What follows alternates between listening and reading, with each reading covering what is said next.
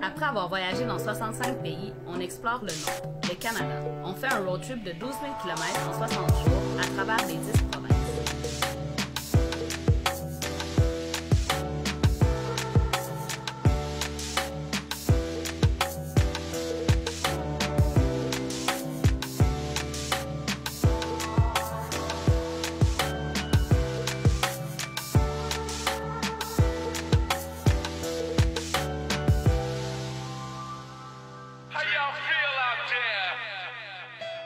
Safia et moi, on a traversé la moitié du Canada et on fait maintenant un stop à la maison, à Montréal.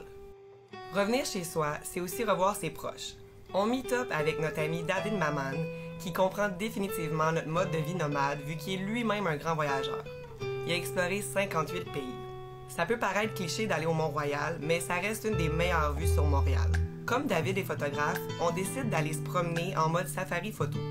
Même si on voyage partout dans le monde, on va se l'avouer, Montréal aura toujours une place spéciale dans notre cœur. Comme après n'importe quel voyage, une des premières choses qu'on fait lorsqu'on revient au Québec, c'est d'aller manger une bonne poutine bien grasse. Même s'il y a un éternel débat à savoir qui fait la meilleure poutine en ville, la banquise, ça reste vraiment un classique. David nous amène ensuite au Blue Boy Ice Cream pour un Sugar Rush. Ça nous rappelle un concept que Safia et moi, on a déjà vu aux États-Unis et au Kenya. Tu payes ta crème glacée au poids. C'est drôle comment des nouvelles choses ici existent souvent déjà ailleurs. On retourne au High Montréal, question de reprendre nos sacs à dos.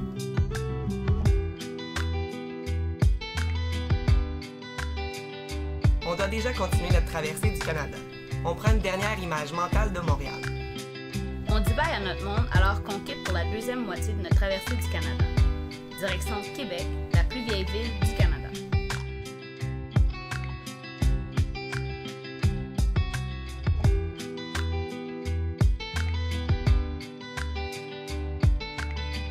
On reste à l'Auberge internationale de Québec dans le Vieux-Québec. C'est une des plus grosses auberges au Canada. Elle fait un bloc complet.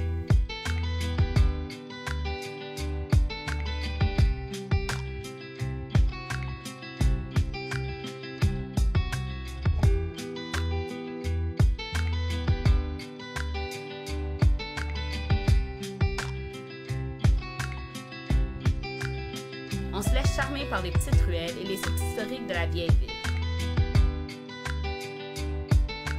Même si c'est l'hôtel le plus photographié au monde, une visite au château Frontenac s'impose, mais pas n'importe quelle visite. On retourne 400 ans en arrière pour découvrir les ruines du château Saint-Louis sous la terrasse du Frein.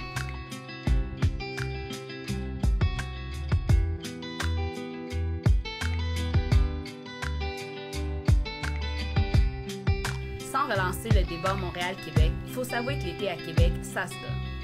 On a beau passer la majorité de notre temps en voyage, on s'en veut de ne pas profiter un peu plus de l'été ici. Qui dit Québec dit aussi trip de bouffe. On visite une amie qui nous suit depuis les tout débuts de Nomad Junkies. C'est une jeune chef qui travaille au bistrot L'Origine, un resto design où se mixe fraîcheur bio et produits du terroir.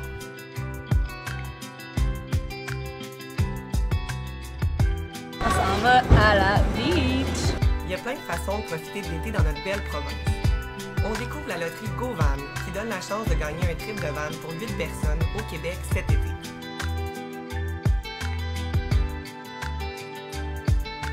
On arrive à la baie de Beauport. C'est la place pour profiter de l'été. Un oasis en plein cœur de Québec. Dans notre traversée du Canada en 60 jours, ça fait du bien de chiller sur une plage. Puis l'été, c'est notre saison préférée pour voyager au Québec.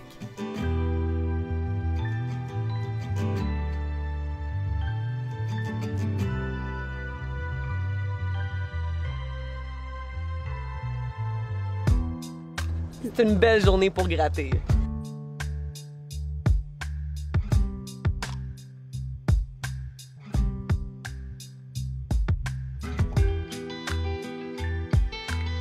On continue notre route en empruntant la 132.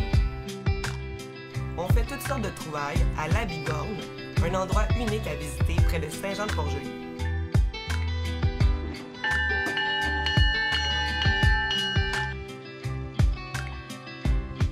On continue vers le bas du fleuve pour un petit stop à Rivière-du-Loup.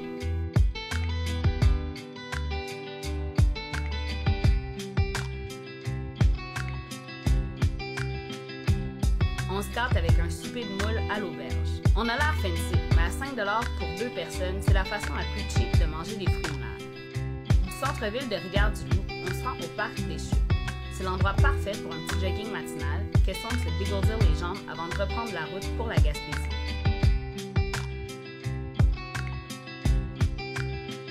On longe le fleuve Saint-Laurent en direction de la péninsule gaspésienne. Ça fait plusieurs années qu'on n'est pas passé dans ce petit coin du Québec. On a hâte de s'en remettre plein la vue et de faire nos touristes pour explorer la région. On rejoint Yann, proprio et guide de canyoning à Escamère Aventure. Il nous amène au canyon des Sauteux pour une descente aérienne assez arrosée. En haut des chutes, on enfile nos wetsuits, on attache nos harnais et on teste nos skills de James Bond dans une chute de plus de 30 mètres.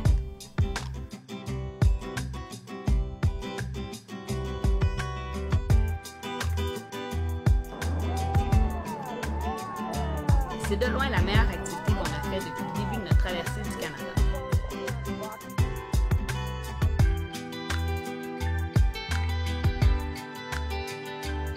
T'as sûrement déjà entendu parler du Sea Shack, c'est l'auberge la plus partée du Canada. On voulait aller voir si les rumeurs sont vraies et le tester nous-mêmes. En arrivant, on découvre un village coloré avec des petits chalets directement sur la plage.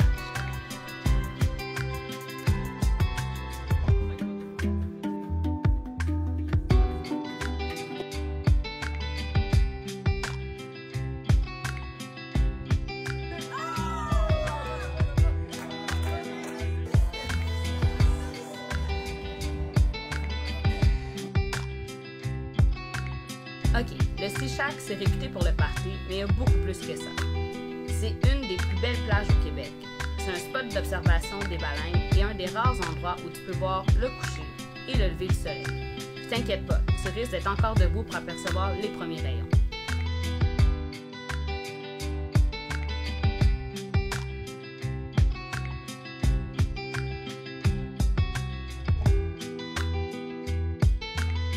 Nomad Junkies, ça fait 5 ans que ça existe et c'est la plus grande communauté de voyageurs au Québec. C'est nice de se rassembler, surtout dans un spot magique comme le Sea Shack. Quand tu rencontres du monde dans un hostel qui tripe voyage autant que toi, les connexions se créent facilement. Après quelques jours, tu te retrouves avec une nouvelle famille.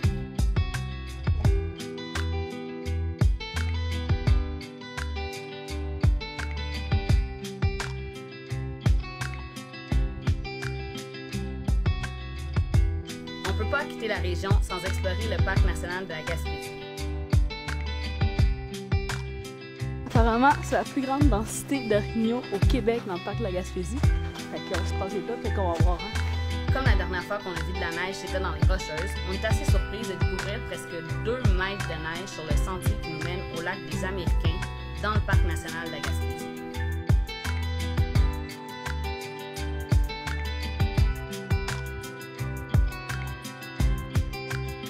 Pour faire exprès, il a fallu qu'on traverse la moitié du Canada pour enfin voir des orignaux dans notre propre province.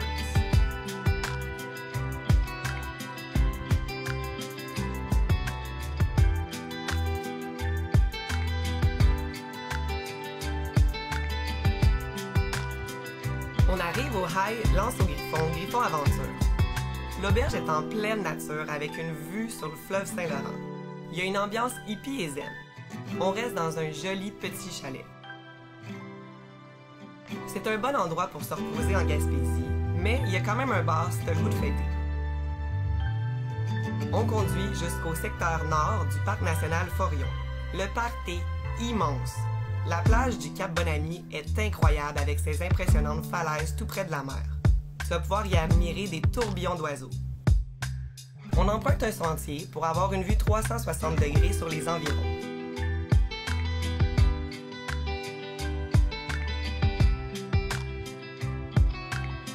On reprend la route pour se rendre dans le secteur sud du parc national Forillon. On aperçoit la plage de Penouille, une flèche de sable où tu peux te faire bronzer, chiller dans l'eau peu profonde ou encore y faire du kitesurfing. On finit la journée en force. On s'en va faire une excursion de kayak au coucher de soleil dans la baie de Gaspé. On pagaie un coup pour aller admirer une colonie de phoques. C'est fou de voir si près de nous des phoques gris et des phoques communs. On a le souffle coupé par l'expérience.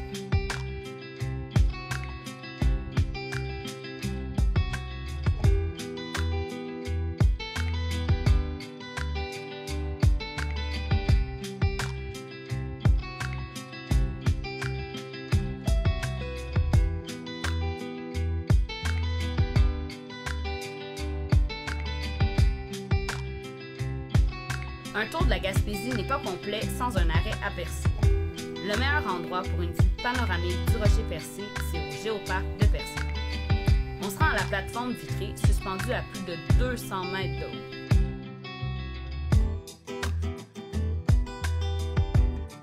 Watch out si t'as le vertige!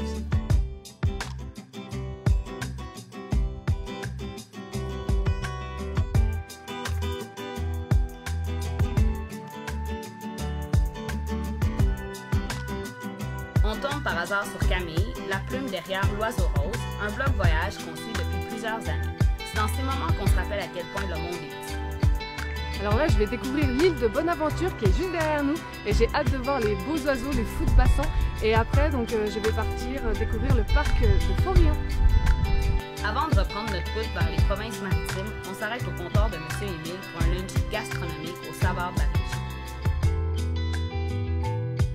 On termine notre tour de la Gaspésie à L'Anse-à-Beaufils où on déguste une petite frette à la microbrasserie Pit Caribou. Pit Caribou! C'est avec une vue sur la mer qu'on dit au revoir à notre belle province pour continuer notre aventure vers l'est.